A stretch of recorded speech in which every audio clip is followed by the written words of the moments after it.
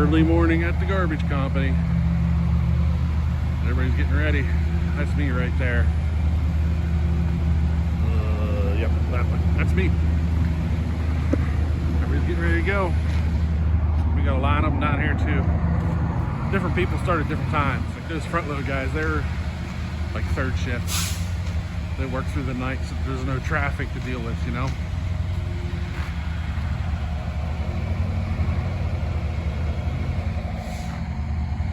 Everybody's getting ready though.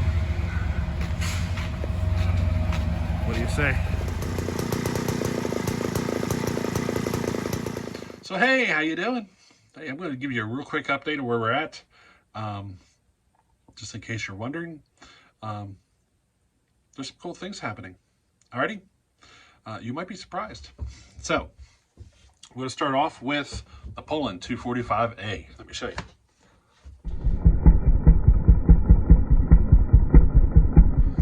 Here she is, a Poulan.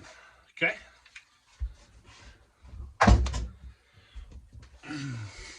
That saw started out as just a typical build, porting, you know, but it came to me as a non-running saw. I fixed all the issues, put it together, ported it and all that stuff. We had it running, we put it in wood, and it ran fantastic. But that's where things kind of went sideways. She started developing air leaks and all sorts of stuff. It was just giving me headaches left and right. One day the carburetor wouldn't work and needed rebuilt again and just, you know, all sorts of stuff. But I finally got it running. I got it running really good. And guess what Simple Man did? I don't know, did I mention this? This is Simple Man's 245A that we were building for him. If you're not familiar with Simple Man, he's in the comments of pretty much every saw channel out there. He is one of the biggest supporters I've ever seen. So, just in case you're wondering, Simple Man decided to go ahead and just donate that saw to the channel. So it's ours now. We get to see that saw running all the time. You know? Crazy guy, you know? Now, the next one. Let me show you. This is Andrew's Pioneer 3270. So there's something funky going on with that saw. I haven't figured it out, but it doesn't feel right. It felt great at first, but now something doesn't feel right. So I'm going to tear the saw down because I'm suspicious one of the bearings failed. And before I go any further, I got to tear the saw down. So what I'm going to do is I'm going to tear the whole saw down all the way. The main like crankcase part of the saw has a chunk busted off of it, and I had a hole in it. And I stuffed it with a rag and stuff, but I'm wondering if it ate some sawdust. It cooked the bearing, you know? So I'm going to tear the saw down and just basically do it again, replace what needs to replace. Later on, Andrew ended up sending me the parts that I would need to fix that issue, and he didn't even realize he was sending me the stuff I would need to fix that issue. So since he sent them to me, I'm going to go ahead, tear the saw down, basically build it all the way back up again, and just fix anything I find. You know, she might take a little bit till I get that saw done for him, but I'm not going to send it to him until it's 100% perfect. I mean, we did all sorts of cool stuff to that saw. It's ported. We took the old primer system out and replaced the carburetor and everything and put a choke system on it and all that. So that saw should be pretty cool when it's done, but it's not 100%, and I need to make it 100%.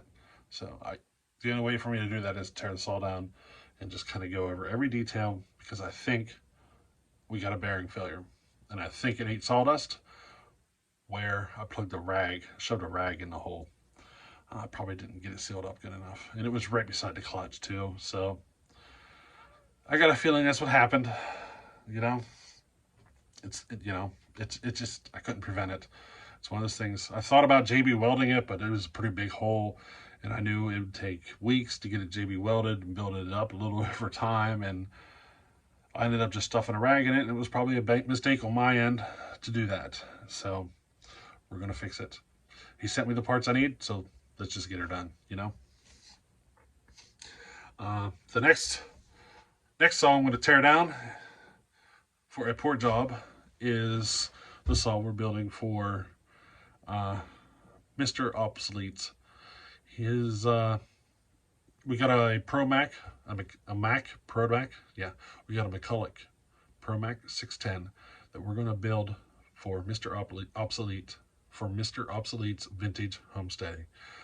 He loves the old Macs, and these are one of his favorites. So I had one here. I figured, why not? Let's get it ported up and get it sent over to him. You know, he sent me seals. He sent me a clutch. He sent me all sorts of stuff. So, you know, that'll be the next one that we tear into project-wise.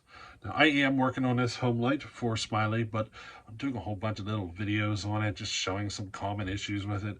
I'm so extremely familiar with that saw that I'm going to make a bunch of videos off of it, you know, while we're building it. And I'm not going to do that with the Pro Mac because, well, it's going to be my first time doing one of these. So I'm not as familiar with it. So what I'm going to do is I'm just basically going to tear it down, see what I want to do, and tear into it, you know? Now, the final one I want to talk about is probably the coolest one. The Homelight Super XL 925, the 82cc big saw that we ported. So she's going to the next step. We're going to convert it to alcohol. No promises that it doesn't blow up or anything like that. It is ported. It is ported way more widely than I normally would. And, you know, we're going to see what happens when we throw it in alcohol. But I also have a tuned pipe coming for it. You know, I shouldn't say it for that saw. I'm going to take a dirt bike pipe, modify it for that saw, and throw it on there.